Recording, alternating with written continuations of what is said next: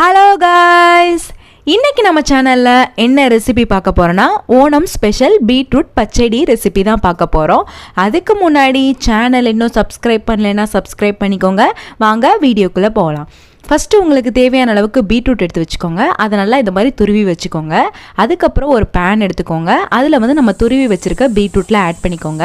Add பண்ணிவிட்டு அதுக்கு தேவையான அளவுக்கு உப்பு ஆட் பண்ணிக்கோங்க. உப்பு ஆட் பண்ணிவிட்டு அதுக்கு தேவையான அளவுக்கு தண்ணி ஊற்றிட்டு நல்லா ஒரு 10-15 நிமிஷம் நல்லா வேக வச்சு எடுத்துக்கலாம். அதுக்கப்புறம் ஒரு மிக்ஸி ஜார் எடுத்துக்கோங்க. அதில் தேங்காய், பச்சை மிளகாய், சீரகம், கொஞ்சமாக தண்ணி விட்டு நல்லா அரைச்சி எடுத்துக்கலாம். பீட்ரூட்டை ஒரு பவுலில் ட்ரான்ஸ்ஃபர் பண்ணி வச்சுக்கோங்க.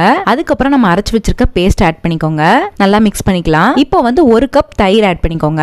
அதையும் நல்லா மிக்ஸ் பண்ணிக்கலாம். இப்போ தாளிப்பு ரெடி பண்ணிக்கலாம். இப்போ தாளிப்புக்கு தேங்காய் எண்ணெய் ஊத்திட்டு கடுகு, கருவேப்பிலை, வரமிளகாய் இதெல்லாம் சேர்த்துட்டு நல்லா தாளிச்சுக்கோங்க. தாளிச்சுட்டு அது மேல ஆட் பண்ணிக்கோங்க. அவ்வளவுதான், ரொம்பவே ஈஸியான சிம்பிளான பீட்ரூட் பச்சடி ரெடி ஆயிருச்சு.